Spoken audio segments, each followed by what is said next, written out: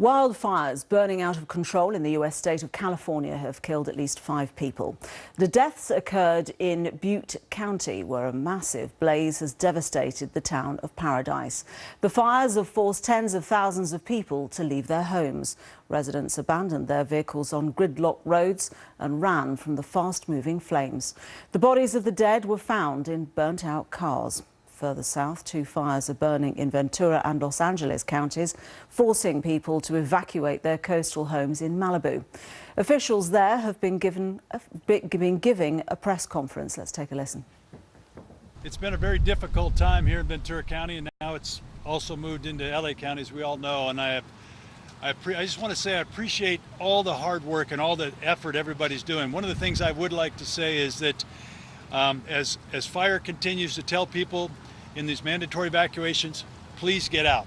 Just listening to some of the things where our sheriff's department and deputies and officers are having to help people get out when they get into trouble, that's a key. We put people's lives at risk, especially all of our first responders, when we don't get out in time. Well, let's now get the latest from our correspondent, Lauren Moss. It's a landscape of destruction. Wildfires are ravaging parts of California, tearing through homes, hospitals, shops and schools. Roads are gridlocked as thousands try to flee the flames, taking only what they can carry. One of the fires in the northern town of Paradise burned through 20,000 acres of dry forest in a matter of hours.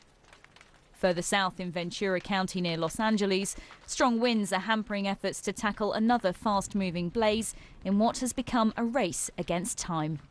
Right now we're trying to protect exposures by stopping the fire from spreading from one house to the next. With these high winds, it's really hard with the ember cast that's happening. It's really hard for us to save some of these homes. So what we're doing is putting a water curtain in between some homes to stop the fire from leapfrogging and catching other homes on fire.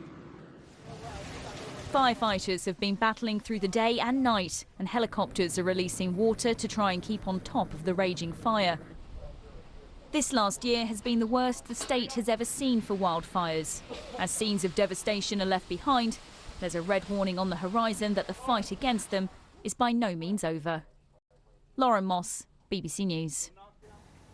CBS correspondent David Begnaud has the latest now from the northern Californian town of Paradise, where homes have been destroyed. It's incredible how the smoke is just smothering this area, and you can see the orange glow behind me. The fire is still burning, but the winds have died down. Firefighters are getting the upper hand on the blaze, and that's the good news. This fire, the Camp Fire, has exploded from 20,000 acres to 70,000 acres. An estimated 1,000 structures have been destroyed. Listen, this fire, according to fire officials and people who live here who I've spoken to, exploded. Winds were gusting, not only gusting, but sustained in some places, up to 50 miles per hour. And the fire just became too much to handle, in the sense that people who were trying to evacuate couldn't get out. Some of them abandoned their vehicles on the side of the road and ran for their lives.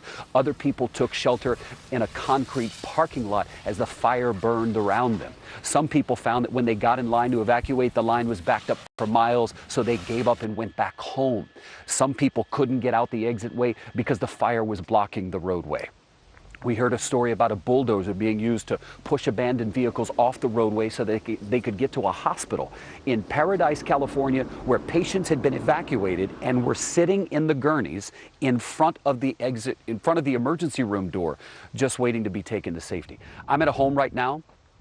It's gone, burned to the ground. Met the man who owns the home. He actually stopped our news crew and asked if we knew a good way to get out. And I said, well, how did you get in? And he said, I watched the fire burn my house to the ground. And I said, well, why didn't you leave? And he said, we had pets that we didn't want to abandon, and the line to get out was just backed up. It was too long. So he said, we went behind our house and we took shelter in a horse pasture. There was no grass, just a little bit of hay. And he said, that's what saved our lives. And everything burned around us, he said. Our home, our neighbor's house, another house. Incredible stories of survival.